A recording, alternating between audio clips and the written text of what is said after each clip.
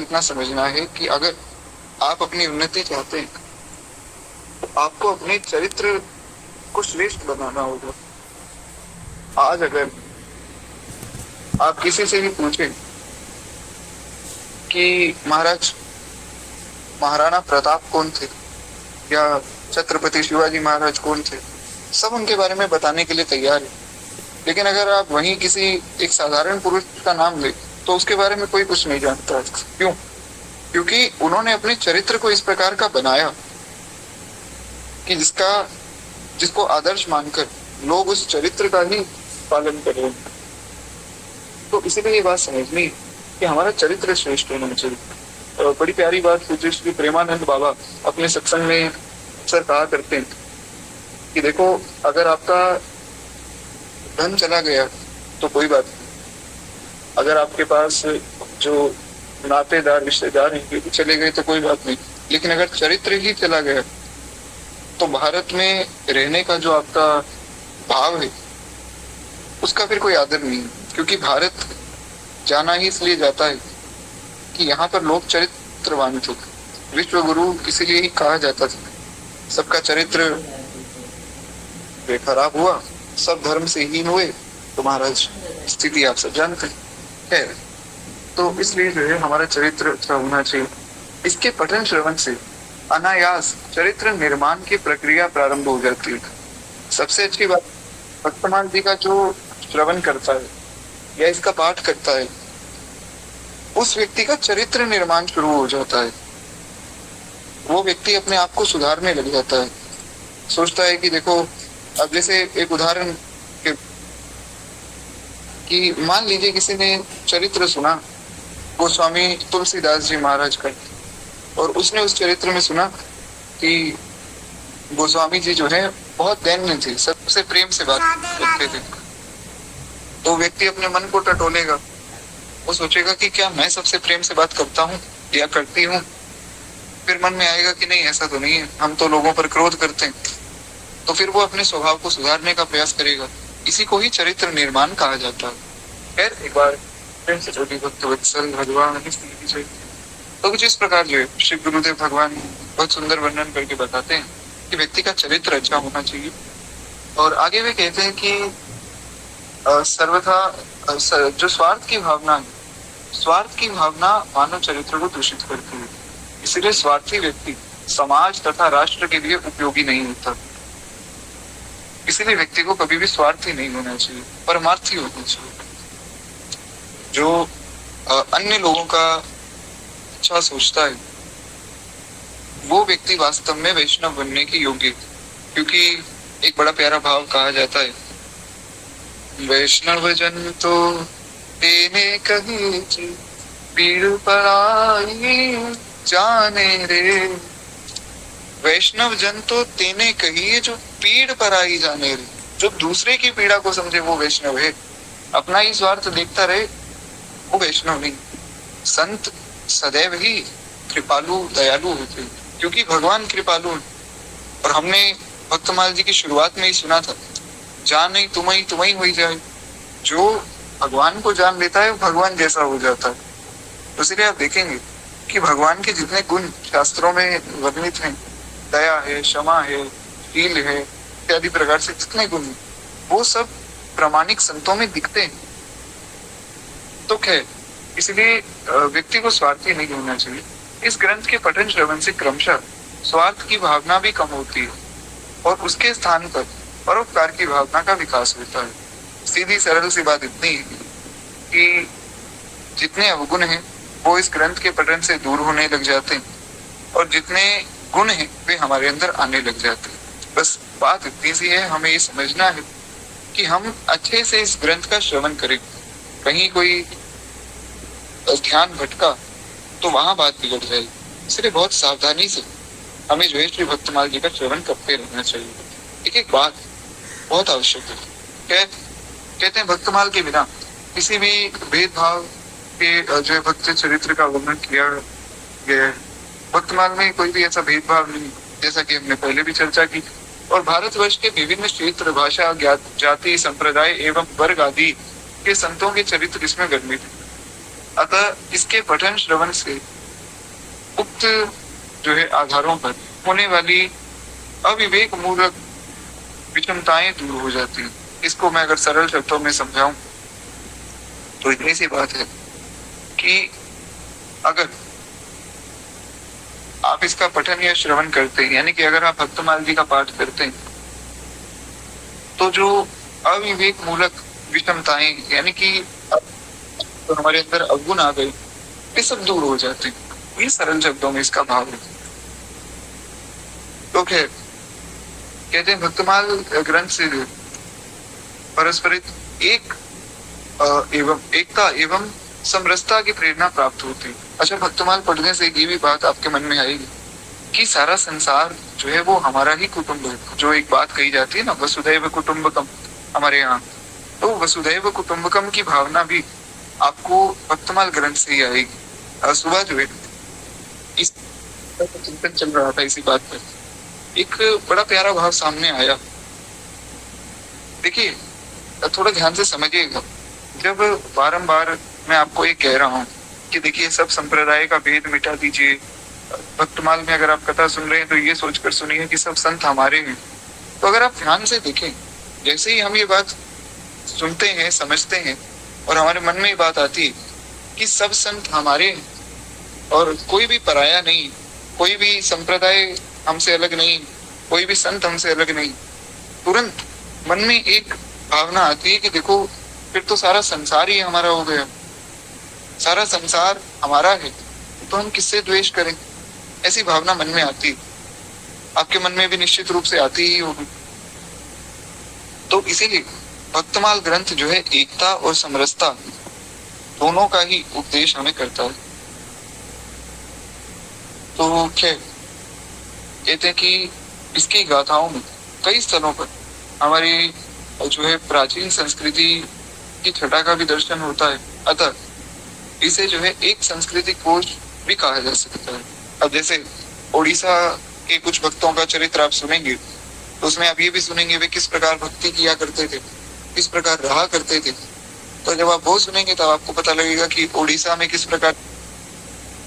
उसके बाद अगर आप जो है यूपी, उत्तर प्रदेश, जहाँ अयोध्या जी, वृंदावन, काशी आदि जो पुरियां हैं, उनकी जितने भी सब भक्त चरित्र है, वहां का अगर आप भक्त चरित्रों का वर्णन सुनेंगे तो वहां आपको पता लगेगा कि श्रीधाम वृंदावन में, अयोध्या जी में, काशी में, मथुरा जी में किस प्रकार की संस्कृति का पालन किया जाता था। इस प्रकार जो है पूरे भारत में जितने भी प्रांत हैं, सबकी संस्कृति का दर्शन हमें यहाँ हो जाएगा। तो इसलिए इसे जो है एक संस्कृति कोश भी कहा जा सकता है। और कहते हैं कि महाराज इन सभी दृष्टियों से यह एक अनूठा ग्रंथ है, इसलिए इसका अधिक से अधिक प्रचार हो और इसकी जो है नितांत आवश्यकता है। हमें समझना है कि इसका ज्यादा से ज्यादा प्रचार होना चाहिए। प्रचार होना चाहिए का अर्थ ये नहीं कि हम दूसरों को तो महाराज खूब शिक्षा दें कि भैया भक्तमाल पढ़ो और खुद ना पढ़े, ऐसा ना हो।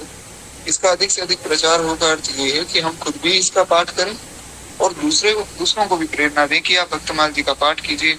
भक्तमाल जी का पाठ करने से जो है आपके मन में शांति आएगी, आपका चरित्र निर्माण होगा और आपके अंदर जो है सुंदर सद्गुण आएंगे।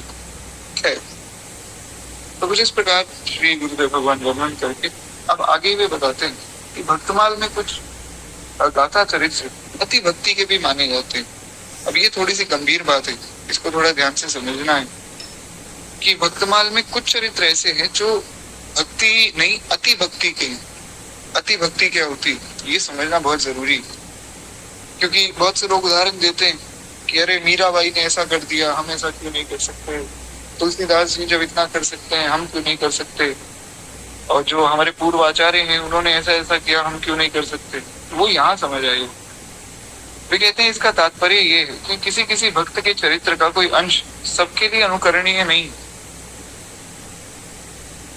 ऐसे प्रसंग भक्त और भगवान संबंधी जो परानिष्ठा के प्रभाव से तत्व परिस्थिति के अनुसार घटित हुए, इसलिए उनका अनुकरण नहीं करना चाहिए। अब जैसा कि मैंने कल भी कहा था कि पूज्य गुरुदेव भगवान जो है जन्म से ही साधुओं में ही पले बड़े और उनकी भाषा भी साधु चाहिए, तो उस भाषा को थोड़ा समझ पाना थोड़ा कठिन हो जाता है। इसलिए इन सब शब्दों का अर्थ मैं आपको बता देता हूँ। यहाँ पर महाराज जी बस इतनी बात कहना चाहते हैं कि देखो ऐसा कि कुछ भक्त ऐसे हैं जिनका भगवान से संबंध कुछ इस प्रकार का है कि वो संबंध शास्त्रों की मर्यादा को लांघ चुका है, वो शास्त्रों की मर्यादा से परे चले गए। इसका ये अर्थ नहीं कि हम भी ऐसा सोचें कि अरे हम तो वैष्णव हो गए, हम तो शरणागत हो गए, बस अब शास्त्रों की मर्यादा हमारे लिए क्या है, ऐसा नहीं है। अब जैसे तटीय स्थान में आप जाएं, वहां शास्त्रों की क्या मर्यादा है महाराज, लेकिन वो वहां के संतों के लिए है, वो हमारे लिए नहीं है। हम सोचे कि हम भी एक बार तटीय स्थान तो होकर आए, बस अब तो शास्त्रों की बात नहीं माननी। आप नहीं मानेंगे तो आपका पतन हो जाएगा, पतन हो जाएगा मतलब बहुत हानि हो जाएगी। पतन तो खैर पूर्ण रूप से नहीं होता है भक्त का, पर आप नहीं मानेंगे तो आपकी बहुत हानि होगी। वो लोग नहीं मानेंगे तो उनको कुछ नहीं होगा, क्योंकि वो उन्होंने अपने आप को उस प्रकार से सिद्ध किया है, उस कक्षा में उनका प्रवेश है, हमें समझना है। जैसे श्री मीराबाई के पास जो है विष का प्याला भेजा गया, विष का प्याला आया, मीराबाई को कहा गया कि ये विष का प्याला आपके लिए है, मतलब जो दासियां थी उन्होंने बता दिया कि इसमें विष है।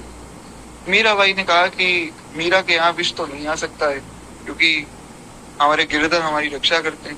मीराबाई ने मुख से विष का प्याला लगाया, पी गई, कुछ भी नहीं हुआ महाराज। एक दिन शेर भेजा गया, मीराबाई के दरवाजे पर शेर खड़ा है, दासी ने आकर बताया कि भाई साहब बाहर एक शेर आया है। सब लोग, मीराबाई ने कहा कि अरे मीरा के यहाँ गिरिधर को छोड़ के कोई और आ सकता है क्या, नरसिंह भगवान आए होंगे। देखिए हमारी संस्कृति कितनी सुंदर है कि हम लोग शेरों में, विष में, पेड़ों में, समुद्र में, आकाश में, सब में भगवान का दर्शन कर रहे हैं। ये एक वैष्णव की दृष्टि है। ये दृष्टि जिस दिन आ जाए उस दिन महाराज किसी का विरोध हो ही नहीं सकता है। इसीलिए गोस्वामी जी ने रामचरितमानस में उत्तरकांड में कहा कि संत जो है वो सारे संसार को अपना मानते हैं, तो के ही सन करेंगे विरोध, तो वो किससे विरोध करेंगे। तो श्री मीराबाई ने कहा कि मीरा के यहाँ गिरिधर को छोड़कर और तो कोई आ नहीं सकता है। नरसिंह भगवान के रूप में गिरिधर गोपाल की आए होंगे। मीराबाई आरती की थाली सजाकर चली और इतना विशाल वो शेर मीराबाई के सामने खड़ा है। मीराबाई आरती उतारती, तो शेर ने कुछ भी नहीं कहा। तो इस प्रकार जो मीराबाई ने किया वो हम नहीं कर सकते। का प्याला ले आवे। अब किसी के अंदर ऐसा विश्वास हो, मैं उनको प्रणाम करता हूँ, मैं उनकी बात नहीं कर रहा हूँ, पर साधारण मनुष्य सोचेगा कि अरे ये तो विष है। एक बार मन में आएगा कि मैं इसे पीऊं या ना पीऊं, लेकिन मीराबाई के मन में आया ही नहीं कि इसे पीना चाहिए नहीं पीना चाहिए। भगवान का प्रसाद के नाम से आया है तो पी लेना चाहिए। हमारे यहाँ तुम्हारा जैसे भी बहुत दिक्कत है कि प्रसाद के नाम पे बढ़िया कुछ मीठा व्यंजन मिले तो वो हम तो पाते हैं प्रेम से, और प्रसाद के रूप में कुछ ऐसी वस्तु मिले जो हमें पसंद नहीं है तो हम सोचते हैं कि चलो थोड़ा ही ले लेंगे। लेकिन ऐसा नहीं करना चाहिए। प्रसाद साक्षात भगवान का स्वरूप है। जगन्नाथपुरी में अगर आप प्रसाद नहीं पाएंगे, वहां आपको प्रसाद ना पाने पे ही पाप लग जाएगा। वहां महिमा ही प्रसाद की, वहां प्रसादे गोविंद। तो क्या, इसलिए हमें समझना है कि कुछ भक्तों के चरित्र ऐसे हैं जो अनुकरण नहीं किए जा सकते, उनसे शिक्षा ली जा सकती है कि वे हमें क्या बता रहे हैं। जैसे मीराबाई ने कहा, श्याम माने चाकर राखो जी, निर्धारी राख चाकर राखो जी, चाकर रहसू बाग लगासू, नित उठ दर्शन पासो, श्री वृंदावन की कुंज गगन में हरि की लीला गासु, श्याम मन गिरधारी राम जाकर राखो जी। अभी बड़ा प्यारा भाव है इसमें। श्री मीराबाई बहुत सुंदर प्रार्थना करते हैं, लेकिन मैं पूरा गा नहीं सकता हूँ। क्या है कि मेरे मुख में जो है छाले हो गए, तो मुझसे ज्यादा बोला नहीं जा रहा है। तो इसलिए जैसे ये सब ठीक होता है तो पुनः हम इस भाव को सुनेंगे, बहुत सुंदर भाव। तो श्री मीराबाई इसमें बताती कि भगवान से प्रार्थना करो, हे भगवान हमें अपने यहाँ नौकरी दे दो, हमें अपने यहाँ चाकर के रूप में रखो। भगवान ने कहा चाकर आप बन जाओगी तो आप करोगी क्या मीराबाई? मीराबाई ने कहा चाकर रहसूं बाग लगासूं नित्य उठ दर्शन पास। आपके यहाँ नौकरी करूंगी तो आपके यहाँ जो है सुंदर बाग सजाऊंगी, आपका दर्शन करूंगी। तो इस प्रकार जो है खूब सुंदर भाव से वे अपने मन का भाव व्यक्त करते हैं। तो ये भाव हम भी ग्रहण कर सकते हैं, हम भी भगवान से प्रार्थना कर सकते हैं। श्री रैदास जी, उनके चरित्र का पालन तो नहीं किया जा सकता है, पर उनकी बात का पालन किया जा सकता है। प्रभु जी तुम चंदन हम पानी, जाके अंग अंग बास समानी। प्रभु जी तुम घन बन हम मोरा, जैसे चितवत चंद चकोरा। इत्यादि प्रकार से ये पद भी जब थोड़ा सब व्यवस्था बन जाएगी फिर मैं गा दूंगा। अभी क्या है, गाते तो फिर दर्द होता है, इसलिए मैं है। तो इसमें श्री रैदास जी महाराज कहते हैं कि प्रभु जी तुम चंदन हम पानी, हे नाथ आप चंदन के समान हो, हम पानी के समान हैं। पानी की वैसे तो कोई कीमत नहीं है, पर चंदन अगर उसमें मिल जावे तो कीमत ही कीमत है। अंग अंग बास समानी, फिर तो जहां जहां वो पानी का स्पर्श होगा वहां वहां सुंदर सुगंध हो जाएगी। हे नाथ आप दीपक हो, हम बाती हैं। दीपक में जब बाती लग जाती है तभी उस बाती की कीमत है। इत्यादि प्रकार से ये बात हमें समझना है। जो अति भक्ति के चरित्र हैं उनका अनुकरण संभव नहीं है। खैर कहते हैं कि इस प्रकार अति भक्ति वाले संतों के जो आचरण है उनके उपदेशों के अनुरूप और उन्हीं को जो है दृढ़ता से जीवन में उतारना चाहिए। ग्रंथ में ऐसा कुछ ही प्रसंग है, शेष संपूर्ण जो भक्त गाथाएं वो सर्वदा सबके लिए भावपूर्वक अनुकरणीय। ऐसे कुछ कुछ ही भक्तों के चरित्र हैं जो अनुकरणीय नहीं है, बाकी सब अनुकरणीय ही। भक्तमाल एक इतिहास का, इसमें सब जो भक्त हुए उन सब का वर्णन है, तो एक तरह से ये हमारा इतिहास ही है। और एक बात जो चलती आ रही कि देखिए रामायण भी काल्पनिक है, महाभारत भी काल्पनिक है, तो उन लोगों को भी ऐसा उत्तर दिया जाता है कि देखो रामायण भी इतिहास है, महाभारत भी इतिहास है, उसी प्रकार भक्तमाल भी हमारा इतिहास है, क्योंकि इसमें सब भगवान के भक्त हैं। तो कहते हैं कि इसमें जो है संवत आदि द्वारा काल निर्णय की शैली नहीं अपनाया गया है, तथा इसकी जो भक्त गाथाओं के इतिहास अनेक बिखरे सूत्र प्राप्त होते हैं। ये सरल शब्दों में मैं आपको अगर बताऊं तो यहाँ पर महाराज जी ये बात कहना चाहते हैं कि इसमें जो बातें कही गई कि मतलब जिन भक्तों के चरित्र गाए गए, इसमें ऐसा कोई वो नहीं है कि इस समय से लेके इस समय तक के भक्तों के चरित्र हैं।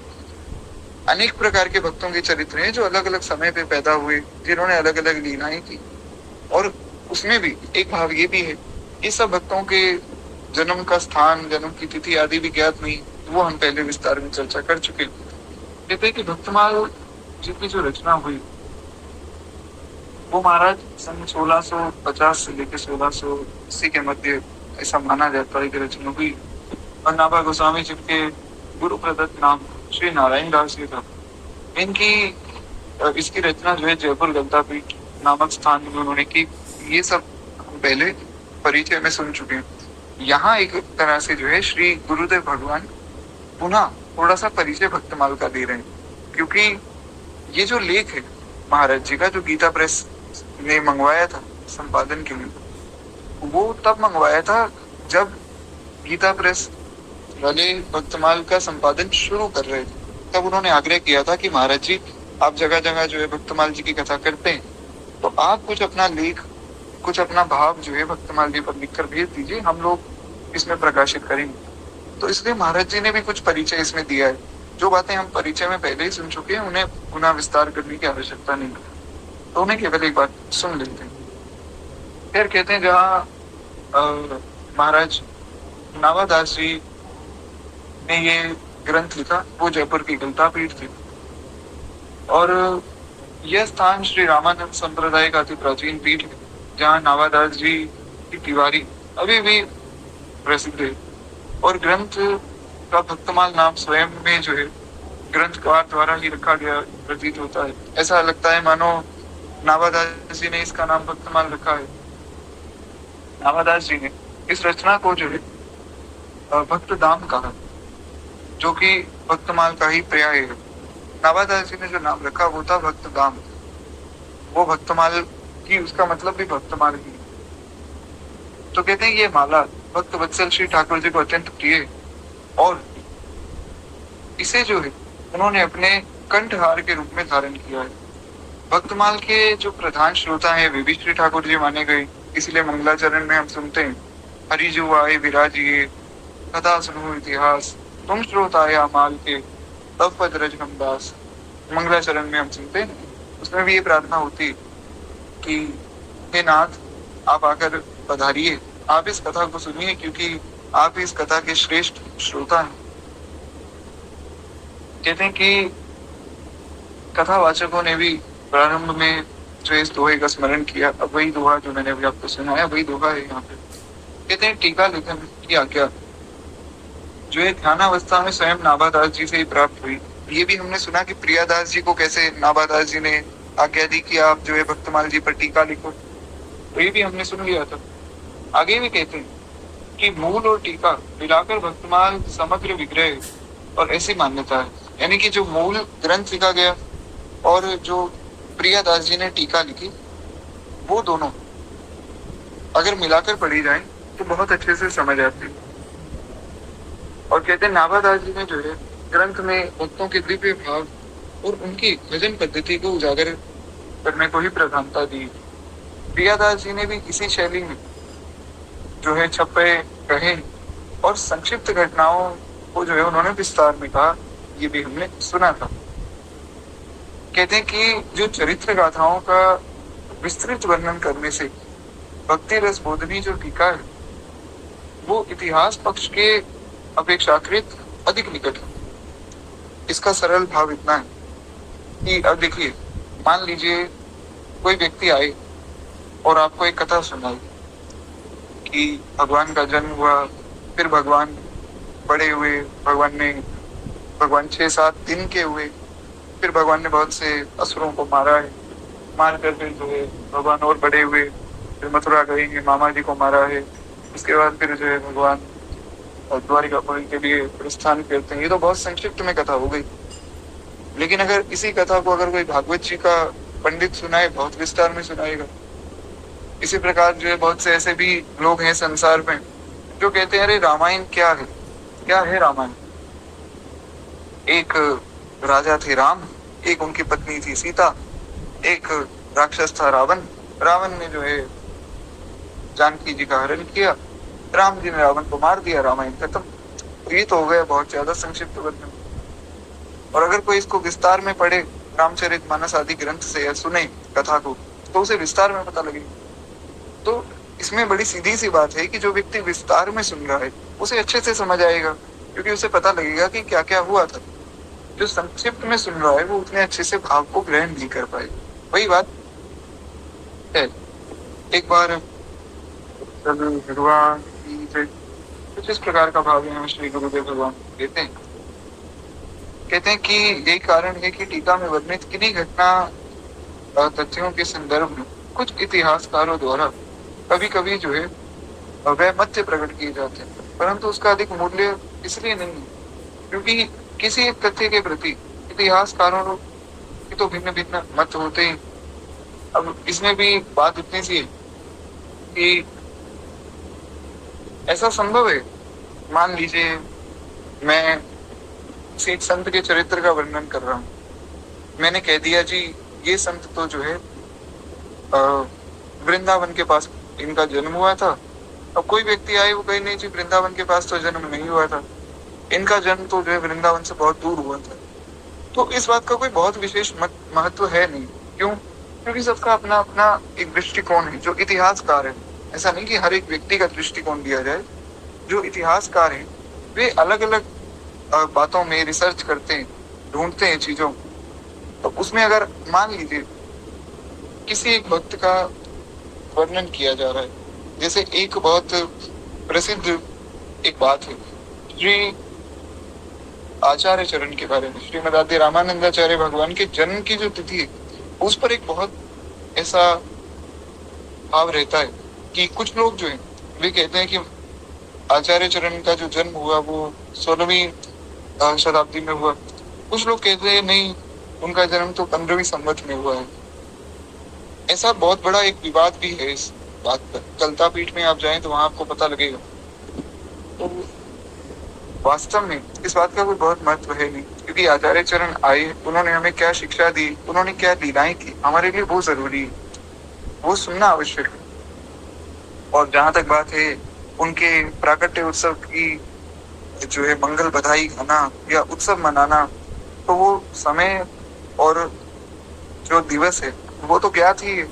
अब वो कौन से संवत में हुआ उसका कोई बहुत ज्यादा महत्व है नहीं। तो ये समझना है कि उत्सव आदि भी मनाए जाते हैं और खूब सुंदर मंगल बधाई भी गाई जाती है सब आचार्यों के प्राकट्य, पर वो किस काल में पैदा हुए और किस समय में पैदा हुए, मतलब किस संवत में पैदा हुए, ये अगर नहीं भी पता तो भी कोई बात नहीं। तो हमें सिर्फ इतनी बात को समझना है कि जो यहाँ शिक्षा दी जा रही है उसको हम ग्रहण करें, व्यर्थ में तर्क वितर्क ना करें कि ऐसा क्यों हो गया वैसा क्यों हो गया, क्योंकि यहाँ पर जो बातें कही जाएंगी वो हमारी समझ से परे ही होंगी।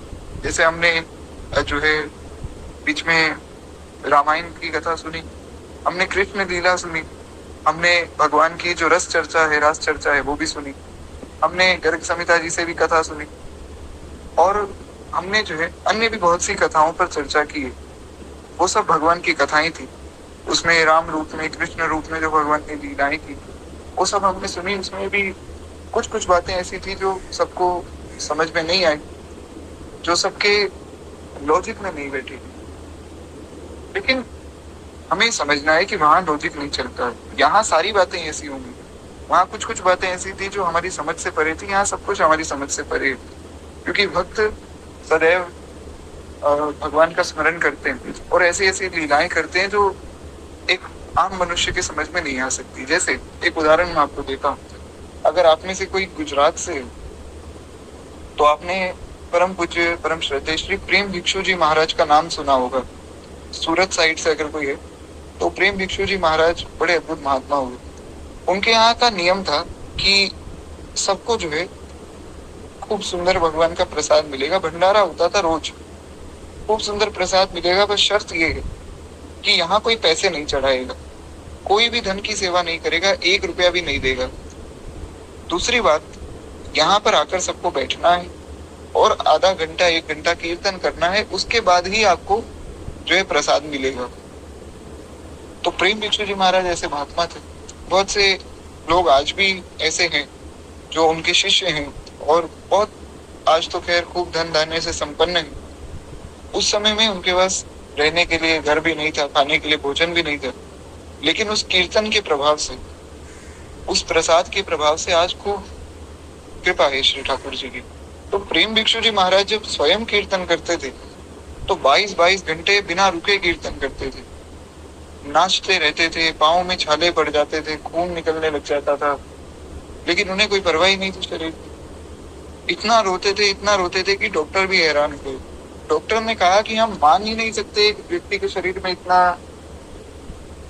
इतने आंसू तो आ ही नहीं सकते, क्योंकि इतना जल ही नहीं है व्यक्ति के शरीर में, पता नहीं ये इतना कैसे रो रहे। तो डॉक्टर खुद हैरान थे। तो इसलिए हमें ये समझना है कि यहाँ जितने भी भक्तों का चरित्र कहा जाएगा वो हमारी समझ से परे ही होगा, क्योंकि भक्त भगवान के सदैव अलग अलग लीलाएं करते हैं। कोई भक्त कुछ लीला कर रहा है तो कोई कुछ लीला कर रहा है। तो इसलिए मेरी बड़ी विनम्र प्रार्थना है, भक्तमाल जी कल से मूल रूप से शुरू हो जाएंगे। हम अपनी बुद्धि ना लगाएं, जितनी बात यहाँ समझाई जा रही उसको समझें और उसका पालन करने का प्रयास करें। हाँ, प्रश्न आना गलत बात नहीं, प्रश्न आए तो अच्छी बात, पर तर्क ना हो। है एक बार प्रेम से बोलिए भक्त वत्सल भगवान की जय। तो यहाँ पर जो इतने कठोर शब्द दिए गए थे उन सबका तात्पर्य बस इतना ही जो अभी हमने समझा। आगे श्री गुरुदेव भगवान कहते हैं कि वस्तुतः भक्तमाल और उसकी भक्ति रस बोधनी टीका दोनों अब, और मूल और टीका की ऐसी जो विलक्षण एकमतता अनन्य उदाहरण साहित्य जगत में बिरले ही प्राप्त होती है। इसका भी वैसे तो हम लोगों से कोई ऐसा लेना देना है नहीं, पर फिर भी मैं बता देता हूँ। और साहित्य जगत में क्या होता है, मतलब कोई कविता लिखता है, कोई अपना भाव लिखता है, तो उसमें क्या होता है, किसी ने अपना भाव लिखा, वो मान लीजिए उन्होंने अपनी जो रीजनल लैंग्वेज है, जो प्रांत की भाषा है, उसमें लिख दिया।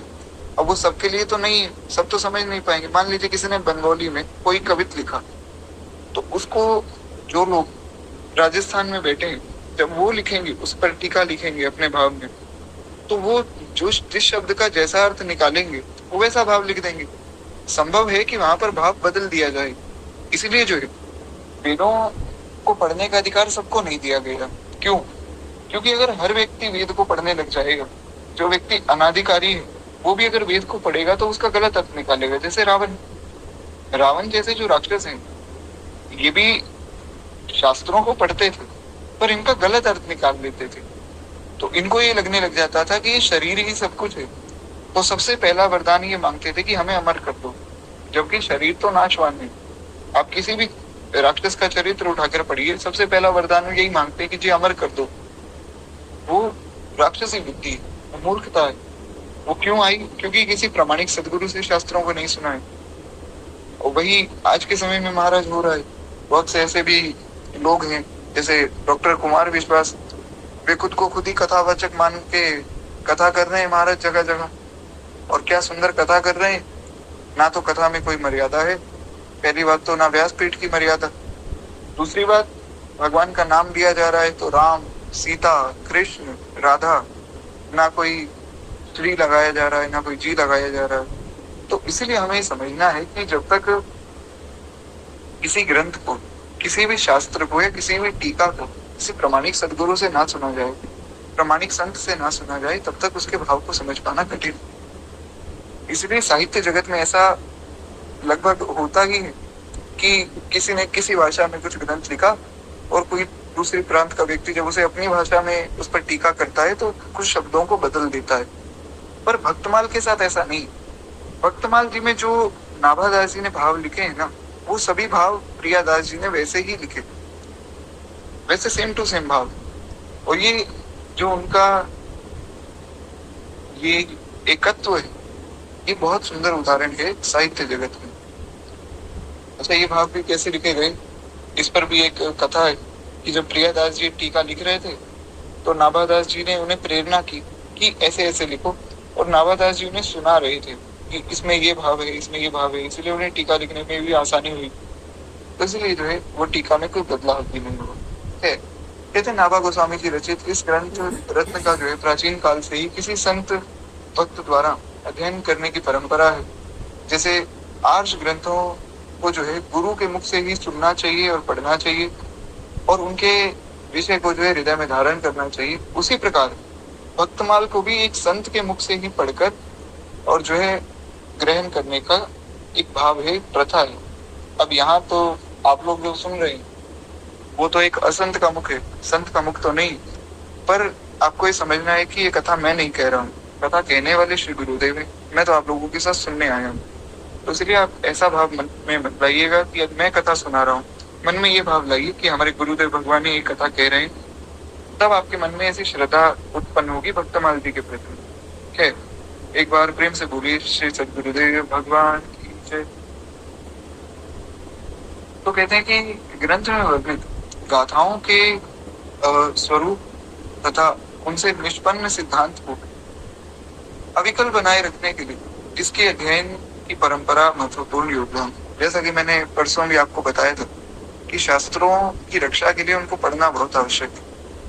जब तक हम शास्त्रों को पढ़ेंगे नहीं, उनकी रक्षा नहीं हो पाएगी। क्योंकि मान लीजिए हमने सब शास्त्र पढ़ने बंद कर दिए, सब शास्त्र पढ़ने बंद कर दिए, तो उन शास्त्रों में जो बातें कही गई हैं वो भी किसी के समझ में नहीं आएंगी, उल्टे सीधे आचरण हो जाएंगे, चरित्र बिगड़ जाएंगे, पतन हो जाएगा।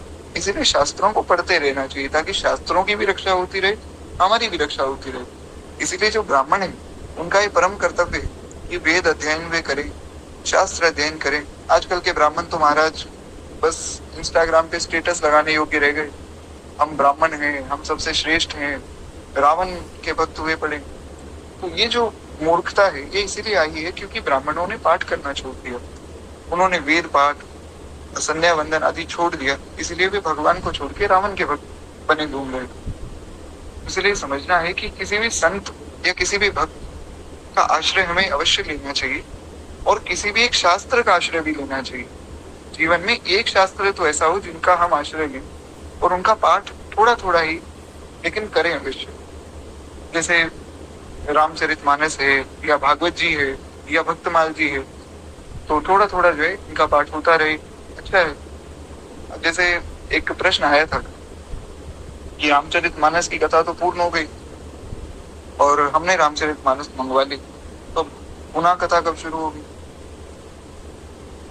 तो उन्हें भी मैंने यही कहा कि देखिए अब तो मानस जी की कथा तो 2 बार हो चुकी है, अब तीसरी बार भगवान के हाथ में, और अभी तो ऐसा कोई विचार विशेष रूप से है नहीं।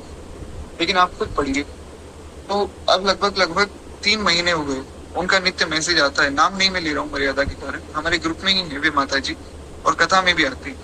उन्होंने कहा कि 3 महीने हो गए और मैं रामचरितमानस स्वयं पढ़ती हूँ, बड़ा आनंद आता है मन में, थोड़ा थोड़ा ही, लेकिन किसी एक ग्रंथ को नित्य हमें पढ़ना चाहिए, चाहे 10 मिनट ही पढ़े, और अगर उतना भी ना कर सके तो नित्य कथा में आते रहिए।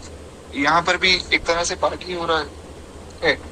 कहते हैं भक्तमाल के जो लिखित संत निष्ठा को आत्म सत्कार, उसे अन्य जिज्ञासुओं को पढ़ने वाले तथा ग्रंथों को जो है यथारीति पढ़कर उसका कथा वाचन करने वाले भक्तमाली कहलाते हैं। सरल शब्दों में जो भक्तमाल की कथा को कहता है उसे भक्तमाली कहते हैं, और जो इसके सिद्धांत को बताता है उसे भी भक्तमाली कहते हैं। या जो किसी को ये कथा सुनाता है, जिज्ञासुओं को पढ़ाने वाले, यानी कि जो जिज्ञासु है उनको अगर कोई ये भक्तमाल ग्रंथ पढ़ा रहा है, सुना रहा है, उसे भी भक्तमाली कहते हैं। तो प्राचीन काल से ही वृंदावन तथा अयोध्या में भक्तमालियों की परंपरा रही है। अब ये थोड़ी पुरानी परंपरा है, शायद सब लोग इसके बारे में ना जानते हो, इसीलिए थोड़ा ध्यान दीजिएगा, क्योंकि ये संतों की परंपरा है, साधुओं की परंपरा है। कहते हैं पूज्य माधवदास जी, पूज्य जगन्नाथ प्रसाद जी, पूज्य गिरिधारी दास जी, सदगुरुदेव श्री गणेश दास भक्तमाली जी, यानी कि हमारे दादा गुरुदेव भगवान, हमारे गुरुदेव के गुरुदेव श्री मथुरा दास जी, तथा सविख्यात प्रवक्ता श्री नारायण दास जी, जो मामा जी जिनके हमने श्री सीताराम जी के विवाह में पद सुने, वे भी भक्तमाली ही थे। आदि अनेक भक्तमाली वृंदावन में हुए हैं। जो जगन्नाथ प्रसाद भक्तमाली जी बड़े प्रसिद्ध महात्मा हुए। जो सुदामा कुटी है, वंशी वट पे अगर आप में से कोई गया हो, मलुक पीठ का दर्शन अगर किसी ने किया हो, तो मलुक पीठ के पास में एक सुदामा कुटी है।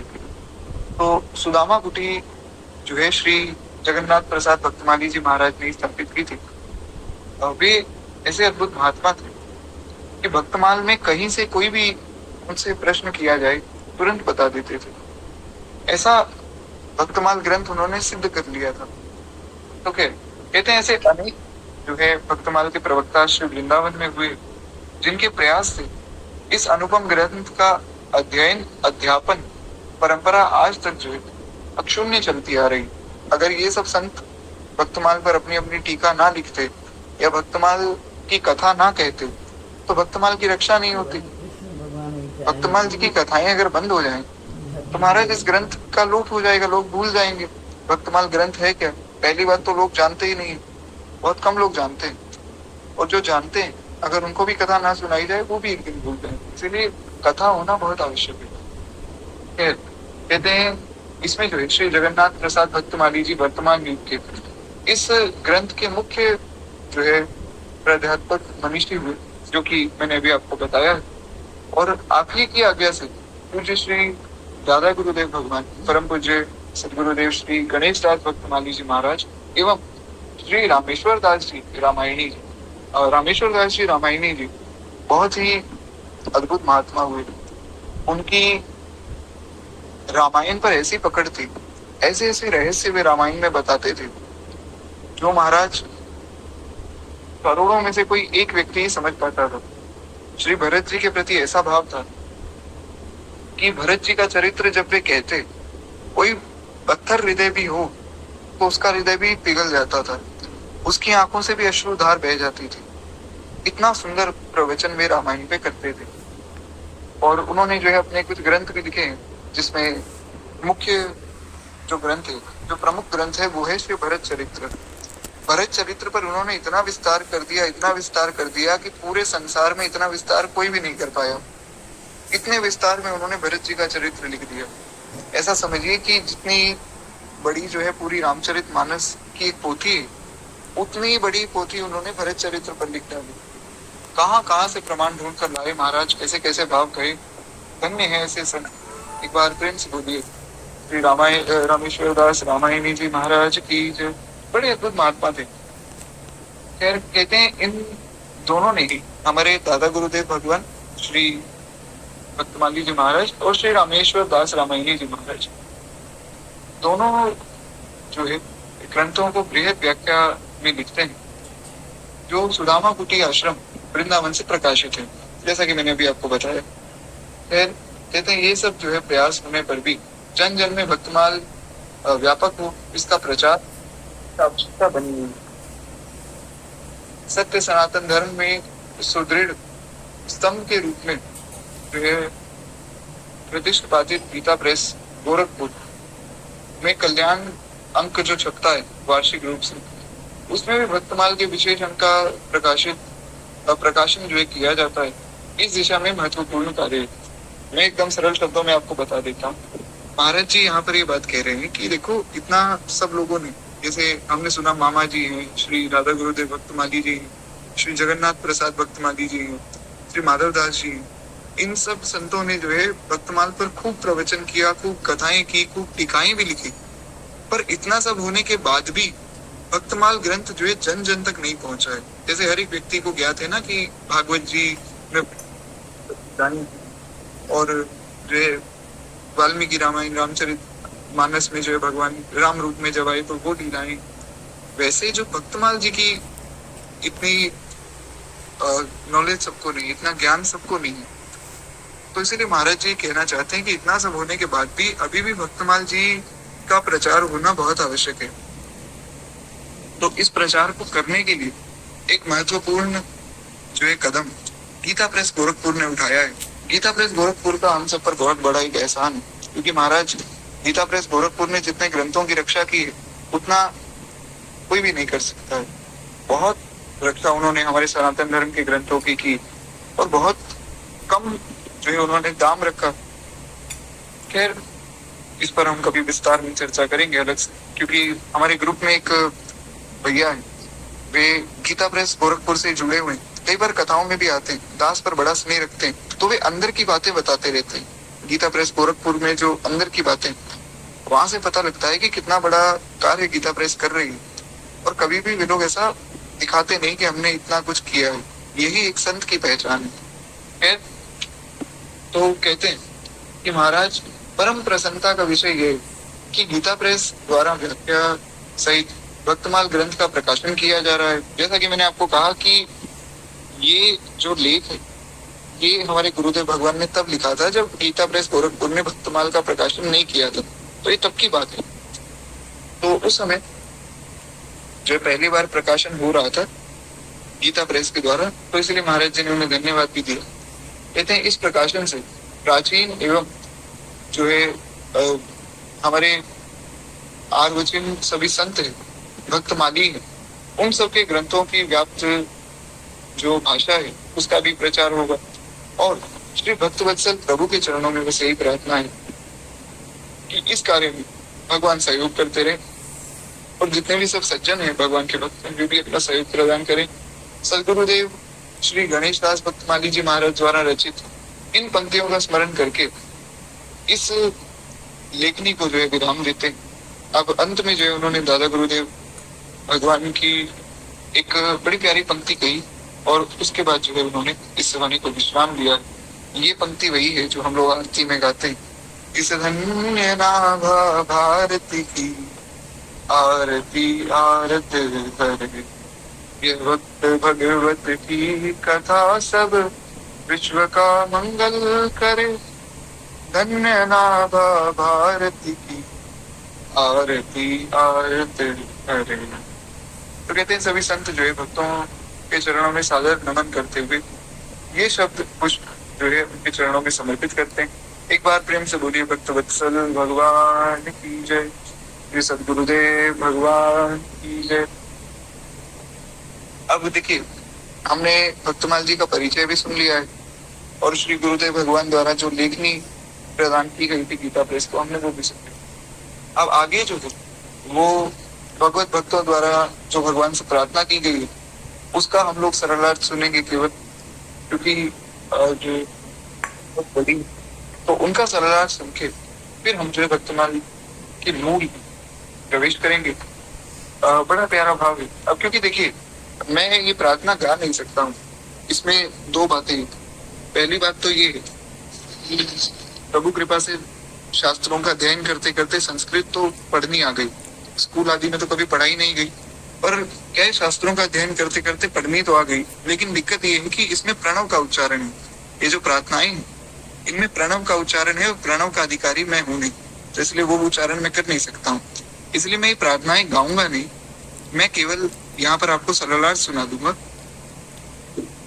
प्रणव का उच्चारण करने का अधिकारी है और आपके मन में भावना है कि हम संस्कृत में इन प्रार्थनाओं को पढ़ना चाहते हैं, तो फिर जो है आप भक्तमाल जी की प्रार्थनाएं पढ़ सकते हैं। खैर, कहते हैं सबसे पहले जो है मंत्र दृष्टा ऋषि की प्रार्थना है, हे सच्चिदानंद स्वरूप परमात्मा, मेरी वाणी मन में स्थित हो जाए और मन वाणी में स्थित हो जाए, अर्थात मेरे मन वाणी दोनों एक हो जाएं, यानी कि जो मैं मन में सोचूं और जो मैं बोलूं दोनों एक हो जाएं। संत जो होते हैं, साधु जो होते हैं, वो एक रस रहते हैं, जो वो सोचते हैं, जो वो करते हैं और जो वो बोलते हैं वो एक जैसा ही बोलते हैं।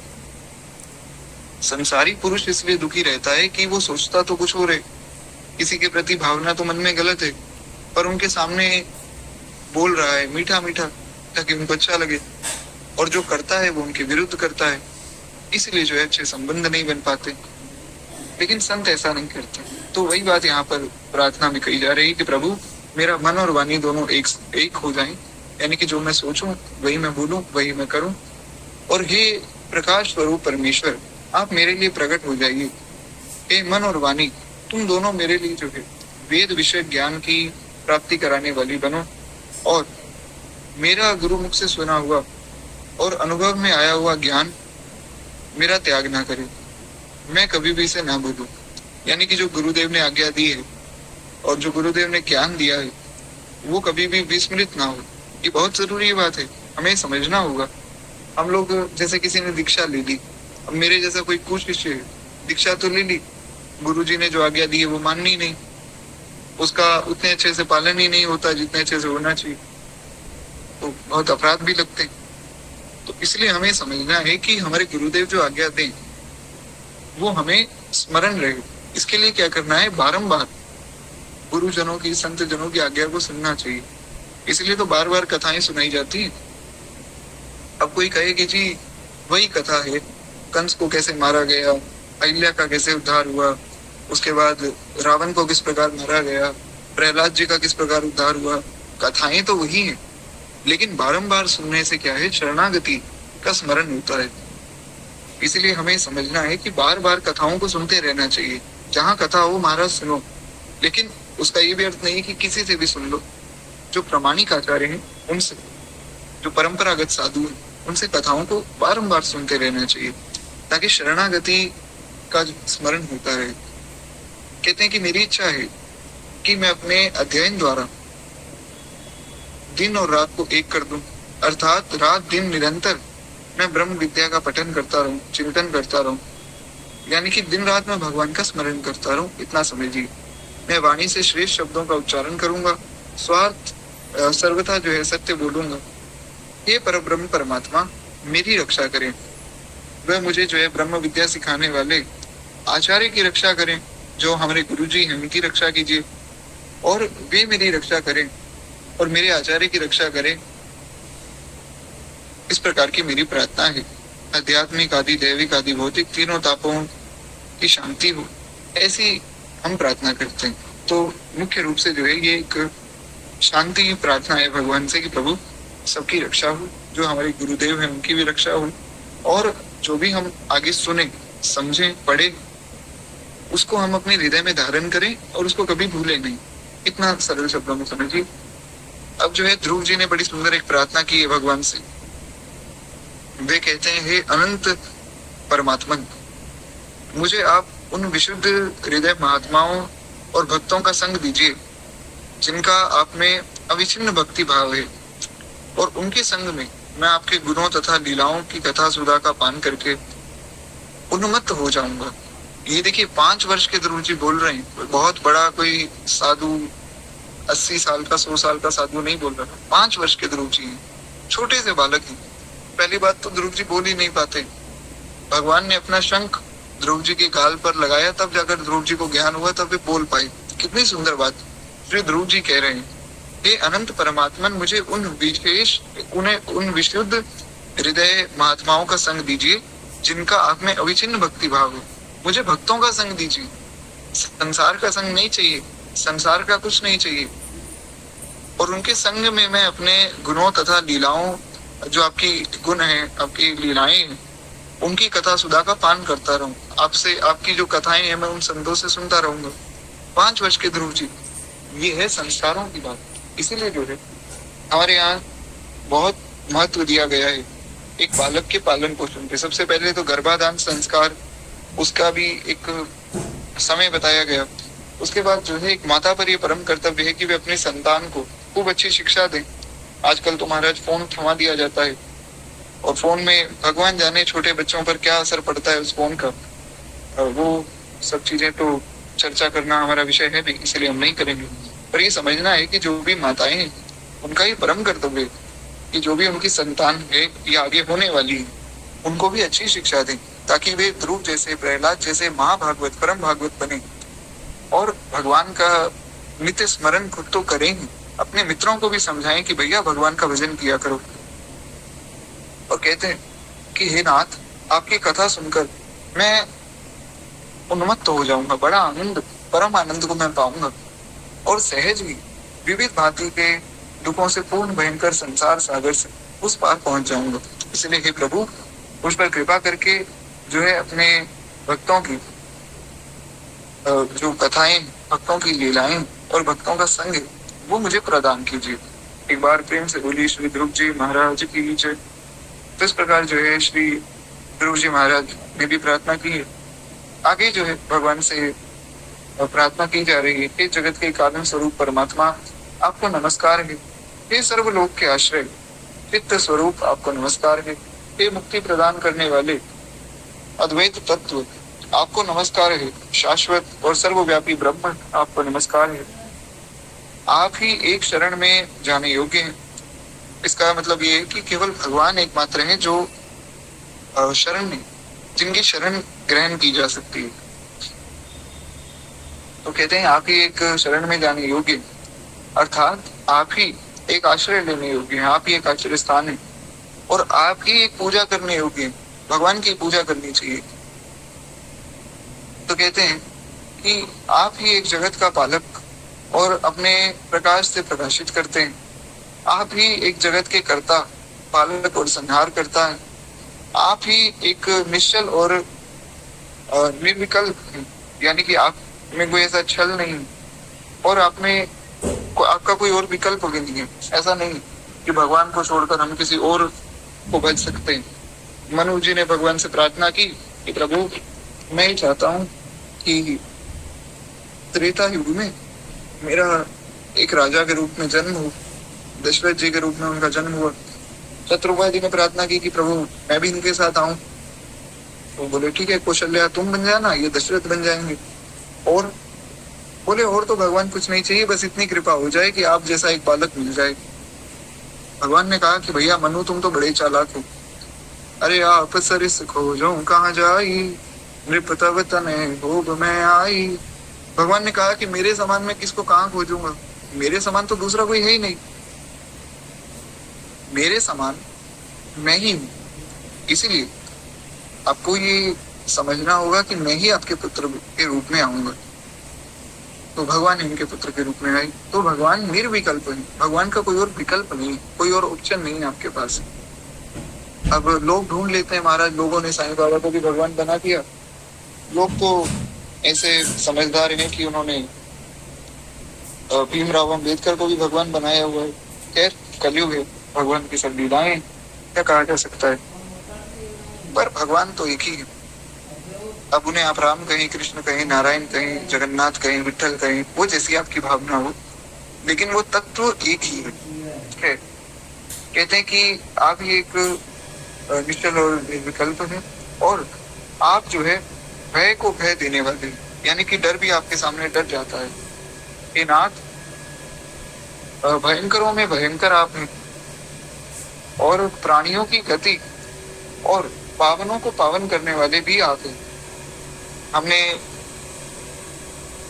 जो है भगवान की जो विवाह की कथा सुनी, उसमें हमने सुना था श्री किशोरी जी के बारे में गोस्वामी जी ने कहा था, सुंदरता जी सुंदर करे। श्री जानकी जी कैसी हैं? वे सुंदरता को भी सुंदर करने वाली है। बस उसी प्रकार भगवान भी पावन को पावन कर देते। कहते हैं कि आप जो है पर से पर है, यानी कि जो पर तत्व है, जो परम तत्व है, उसके भी परम तत्व आप हैं, यानी कि सबसे ऊपर आप ही हैं, आपसे ऊपर कोई नहीं। जो कि नारद जी ने भी कहा श्रीमद् रामचरितमानस में, परम स्वतंत्र ना सिर पर कोई। भगवान आप परम स्वतंत्र हैं, आपके सिर पर कोई भी नहीं है। और इस प्रकार से वे कहते हैं, रक्षण करने वाला जो है उसकी भी रक्षा आप ही करते हैं। जो सबकी रक्षा करता है उसकी रक्षा भी भगवान करते हैं महाराज।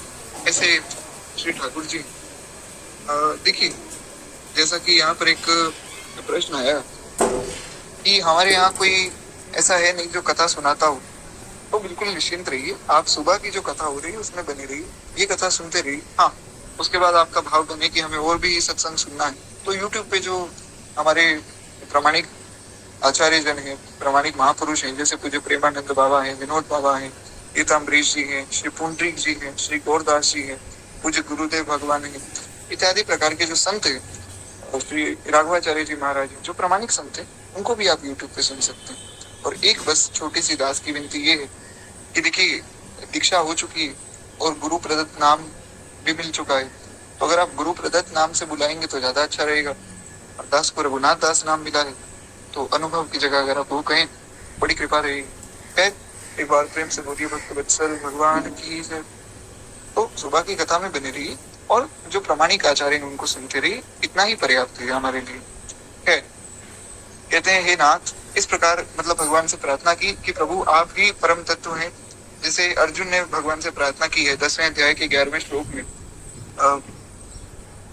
पर ब्रह्म परम धाम, हे नाथ आप पर ब्रह्म है, परम धाम है, आप ही परम तत्व हैं, आपसे ऊपर कोई नहीं। ऐसी प्रार्थना यहाँ की गई। कहते हैं प्रभु आपके स्मरण करते, हम आपका स्मरण करते हैं, हम आपको भजते हैं, और हम आपको जो है जगत के साक्षी रूप में नमस्कार करते हैं।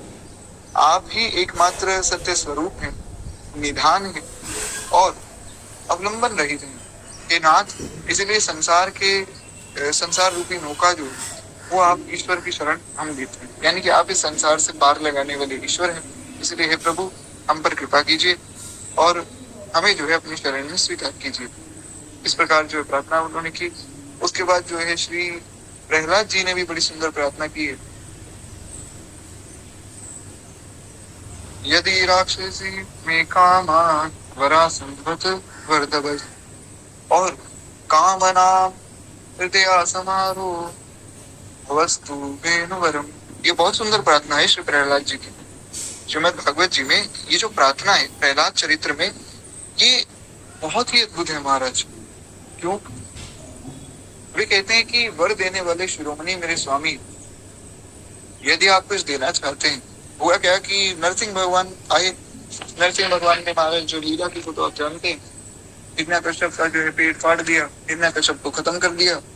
उसके बाद जो है नरसिंह भगवान बहुत गुस्से में थे, क्योंकि भक्त को मारा था हिरण्यकश्यप ने, और भक्त पर जब बात आ जाती है भगवान बहुत क्रोधित हो जाते हैं। तो ब्रह्मा जी आए, देवता आए, स्तुति करने लगे, शांत कराने लगे। भगवान ने एक बार भगवान दहाड़े, सब भाग गए डर के। नरसिंह भगवान से कौन महाराज जीत सकता है?